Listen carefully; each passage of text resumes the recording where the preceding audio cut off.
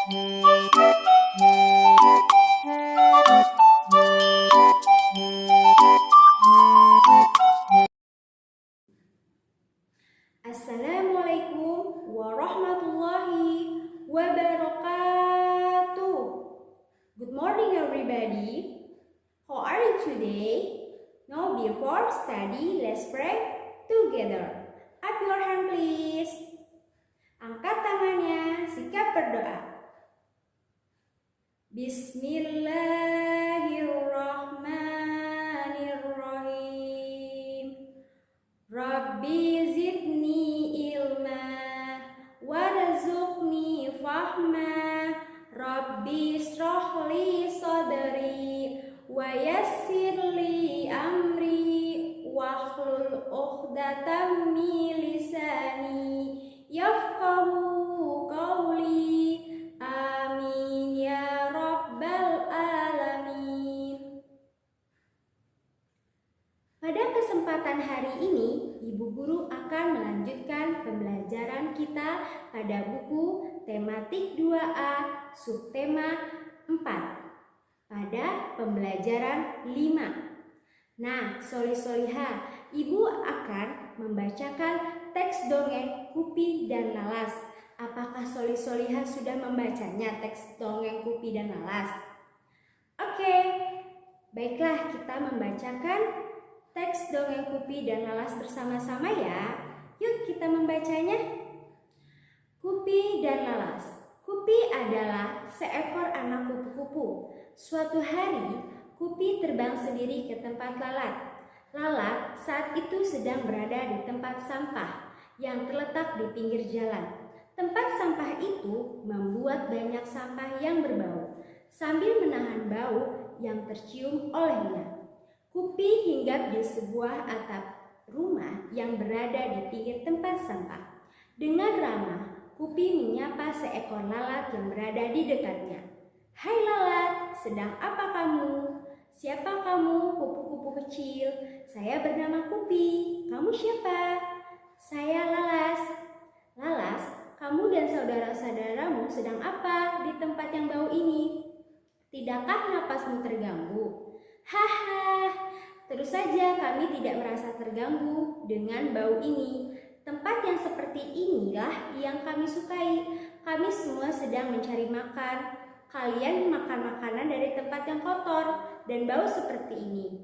tanya Kupi terkejut. "Ya, mengapa kau terkejut? Bukankah aku sudah mengatakan bahwa bangsaku menyukai tempat yang kotor dan bau?"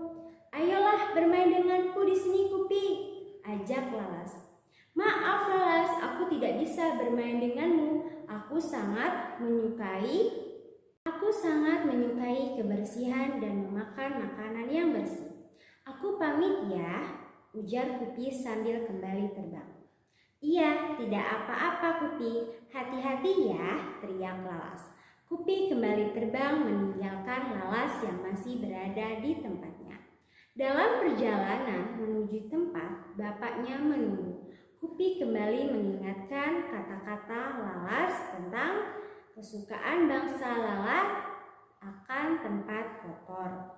Kupi sebenarnya merasa jijik berada di tempat yang kotor, tapi ia tidak mau menyinggung perasaan temannya. Nah, soli-soliha, apa isi cerita teks dongeng Kupi dan Lalas? Ada yang tahu? Iya, benar. Kupi mengajak Lalas untuk memakan makanan di tempat yang kotor. Tetapi Lalas tidak mau memakan makanan di tempat yang kotor karena Lalas lebih menyukai tempat makanan-makanan di tempat yang bersih. Iya, itu isi cerita teks dongeng Kupi dan Lalas. Nah, apakah di situ ada kalimat ajakan dan kalimat penolakan? Iya, benar sekali. Ada cerita dan ada kalimat ajakan dan kalimat penolakannya. Nah, soli-soliha, Apakah masih ingat contoh-contoh kalimat ajakan dan kalimat penolakan? Iya, benar sekali. Contoh kalimat ajakan itu ada kata ayo, yuk, dan mari. Dan contoh kalimat penolakan ada kata maaf, lain kali, dan terima kasih. Nah, berarti diisi teks dongeng Kupi dan Lalas ada kalimat ajakan dan kalimat penolakan. Apa sih contoh-contohnya? Iya, isi contoh kalimat ajakannya yaitu ayolah bermain denganku di sini, Kupi ajak Lalas. Nah, itu salah satu contoh kalimat ajakan dari cerita dongeng Kupi dan Lalas. Nah, kalimat penolakannya. Apa sih contoh-contoh kalimat penolakan dari teks dongeng Kupi dan Lalas? Ya, kalimat penolakan dari teks dongeng Kupi dan Lalas yaitu maaf Lalas, aku tidak bisa bermain denganmu, jawab Kupi. Nah, itu salah satu contoh kalimat penolakan dari isi teks dongeng Kupi dan Lalas. Jadi, Kupi dan Lalas mengajak Lalas untuk memakan makanan yang kotor, tetapi Lalas tidak mau untuk memakan makanan yang kotor. Nah, bagaimana Solih-solihah? Sudah mengerti dengan isi teks dongeng Kupi dan Lalas yang ada kata kalimat ajakan dan kalimat penolakannya? Baiklah, sekarang kita masuk ke pembelajaran PPK. Apakah Solih-solihah masih ingat bunyi Pancasila keempat dan kelima? Oke, untuk bunyi Pancasila yang keempat memiliki lambang kepala banteng.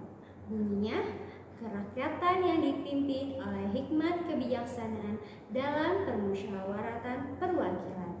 Dengan contoh pengamalan Pancasila yang keempat adalah yang pertama, musyawarah pemilih ketua RT. Dan yang kedua, berdiskusi dengan teman dalam membuat aturan permainan. Dalam permusyawarah dan berdiskusi, kita harus dengan teman lainnya. Itu juga harus menerima berdiskusi dengan lapang dada. Sekarang kita membahas sila kelima.